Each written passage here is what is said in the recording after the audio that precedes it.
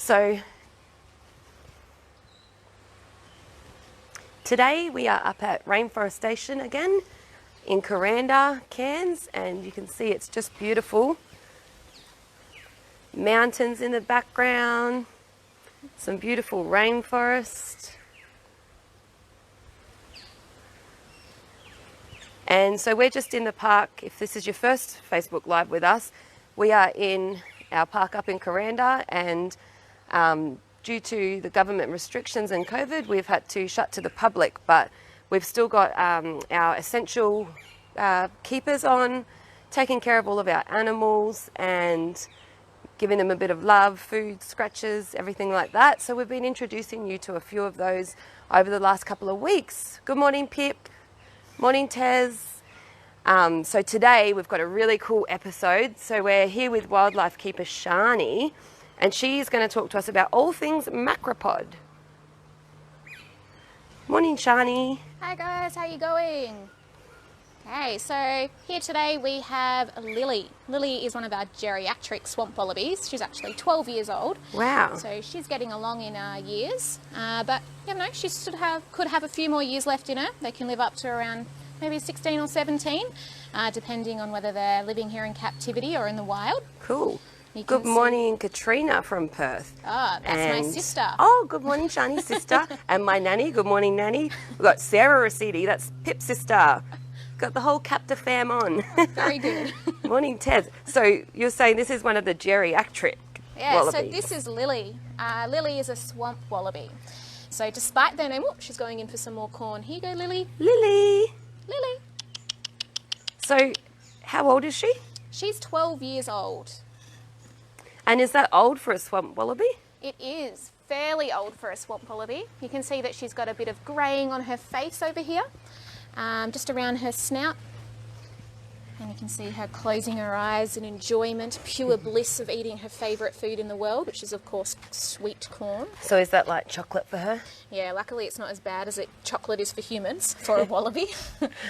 So she's all right to munch on that. You can see she has to really delicately hold the corn because she hasn't got too many teeth left, which happens when you get a little bit older. Oh, it's funny that sweet corn's her favourite thing though, because you think that would be hard to chew. It's actually nice and soft. Nice and soft. Yeah.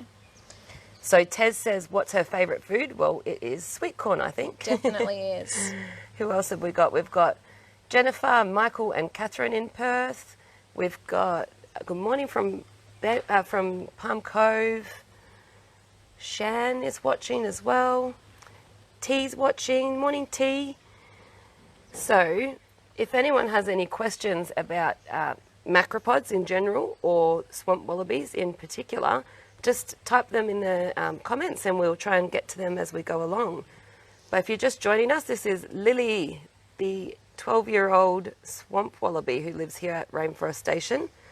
Hi, Laura. Wow, hi from London. Nina is in London. Wow. Cool. Tara Bennett's on. Morning from Dylan and Harper in Port Douglas. Good morning. Bridget. Hi, ladies. Who gets to name the animals at Rainforest Station? Well, it really depends on the situation. If they've been hand-raised, then the keeper hand-raising them will usually be the one naming them. Sometimes we do naming competitions, and sometimes they come with names if they're coming from a different institution. Cool. So it really depends. Chris Calcino wants to know, do you ever dress the wallabies up in pants? No, we don't ever do that.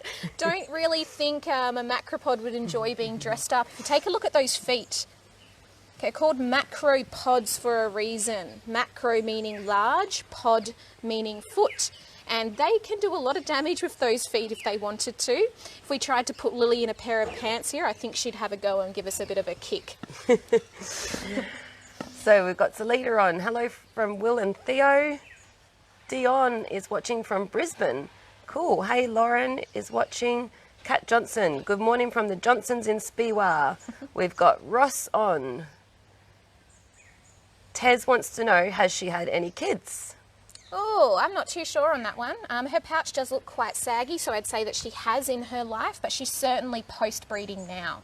Right. So senescent is the word we give an animal that can no longer breed. Yes, senescent. There you go. So she's not going to have any more joeys because she's just that. She's like a grandma, just like grandma can't have kids. Aww. So Jennifer and little Catherine, who's 4, wants to know, what does she like to do?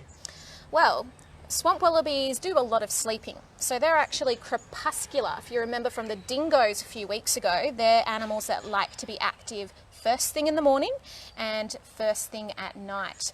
So at this time of the day, macropods, just like Lily here, are usually snoozing. Okay, it's coming up to about mid-morning.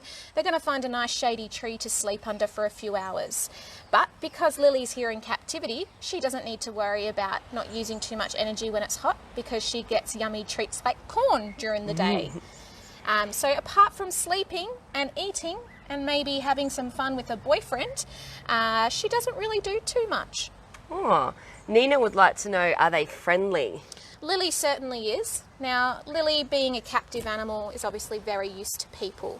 If you were to see a kangaroo or wallaby in the wild, they probably wouldn't be so friendly. You can see we're getting close to her, getting some nice footage, and she's not really shying away because she's very used to people. A wild wallaby or kangaroo would probably bolt off in the opposite direction. And it's probably not a good idea to go up this close in the wild anyway, is it, Shani? Not at all, Amanda. I don't think you'd even get this close. They'd be hopping off in the opposite direction pretty fast. So we've got Kerry Ann Hogan. Hi from Michael and Daniel in Cairns. Hey, Lexi. Now, swamp wallaby isn't the only macropod species we have here at the park. But there's some other macropods that have a lot of things in common, and one that doesn't have so much in common, which we're going to check out a little bit later. But animals that share a bit of a same lifestyle with Lily would be our eastern grey kangaroos, which would be found in more of a drier area up here on the tablelands, so not down on the coast in Cairns area. And they can also have similar lifestyles with the red-legged paddy melon, which is another rainforest wallaby species. Paddy melon. It sounds like it might be a fruit. It's red, so fruits are usually brightly coloured. But much too cute to eat, right? Much too cute. Bridget said she's just like her, loves eating and sleeping. Same. Can't name too many people that don't enjoy those things. Has she ever got aggressive over there? Ooh, no. From Dylan and Harper. Look, you can tell she's a pretty placid girl and she likes a little scratch as well. She does, yeah. Now, Lily, swamp wallabies, eastern grey kangaroos, paddy melons, and even the agile wallaby, which are the 4 different species we have in our interactive area here at Rainforest Station, have something in common. They have lots of things in common, but it's one difference to the macropod we're about to go and have a look at in a little bit. And it's the fact that they live on the ground. Okay, right. So all of these species, they're found right here on the ground like Lily is today. You'll notice Lily has a nice long tail. Okay, let's have a look at that. Now you'll notice that she's not really doing too much with it. Okay, it's just sitting there. That's used purely for balance. Okay, she's not holding on to anything. She doesn't carry nesting material in it, which some macropod species do. Oh, we learn about that on Can Zoom. Yeah, with Chloe. The bettong, that's right. So rufous bettongs, or perhaps the woylie, which is the Southwest Australian version. Or Woylie? Woylie, yeah. Never heard of that. Also known as a brush-tail bettong, if you'd prefer to use that. And our critically endangered northern bettong. They can all have prehensile tails to carry nesting material around. But as you can see, Lily doesn't really have a need for that because she doesn't make a little den or nest for herself to sleep in. So where do they sleep? Underneath a tree, underneath a shrub, just somewhere that they can be a little bit protected and covered or unseen by predators. So Tez wants to know, do they change colour as they get older? Yeah, you can see on her face that Lily has a little bit of white and greying, just like Nan and Pop might get a bit of grey hairs, or me if you look too closely. They also get the greying effect around their face and on their coat.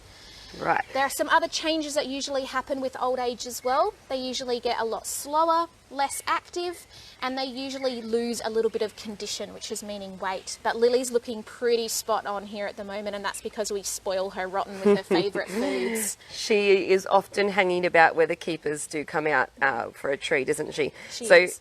Bridget wants to know, how many swamp wallabies do you guys have there, and is Lily the boss? I don't think Lily would be the boss anymore. Maybe She once might have upon been a time. back in her past life, eh? Lily likes to hang out in our keeping food prep room. So she classes herself more of a human than a wallaby, I think. But I believe we have around 4 swamp wallabies up here. That's how many I counted out in the big pen this morning, including Lily. And we have a mixture. We have some boys and some girls. Right. Nicole said she loves the black stripes through their eyes. Yeah, they're very and beautiful. Tez wants to know, are they fluffy or bristly? Here, well, let me Yeah, have a let's quick see. full feel for you. Hey, beautiful girl. Well, she's actually pretty fluffy. Actually, I would say a mix between both fluffy and bristly. Now, Just an macropods. excuse to give her a scratch, really. Now, macropods are part of our marsupial family. So last time we tuned in here at Rainforest Station, we got to meet some of our beautiful koalas. And if you remember, they have babies in their pouch, and that's what makes them a marsupial. So if we look closely at Lily's, just below her chest area, you can actually see her little pouch opening. Maybe, if she cooperates. Okay, so in that little pouch, once upon a time, Lily would actually have her young developing in there. I don't think I'm getting a very good feel of it here. Just a lot of fur. Just a lot of fur, that's right. So just like the koala, her little offspring would be called a joey. It's pink, furless, blind when it's born, and it crawls its way into mum's pouch. Wow. And that's where it will stay for this species for around 5 or 6 months until it starts to hop out, looking like a completely miniature version of its mum. Very cute. Seen a few of those little heads popping out. Yeah. All right. So if you've just joined us, we're up at Rainforest Station Nature Park in Kюранда today, and we're checking out some macropods. So we're here with Lily, the swamp wallaby, and Shani, wildlife keeper. So if you've got any questions, just pop them in the comments. Chris again. I saw a video of a kangaroo eating a seagull once. Do these guys ever hassle the birds around snow coat time? Eating a seagull, they don't usually eat birds or mammals. They're not carnivores, they are herbivores. I would say perhaps that this bird might have gotten a little bit too close to the kangaroo's actual food, which could be some sweet corn like Lily, and he's perhaps had a little go at it to try and shoo it on. So they definitely would have a go at an animal that was perhaps stealing their food, but not on the menu for them, that's for sure.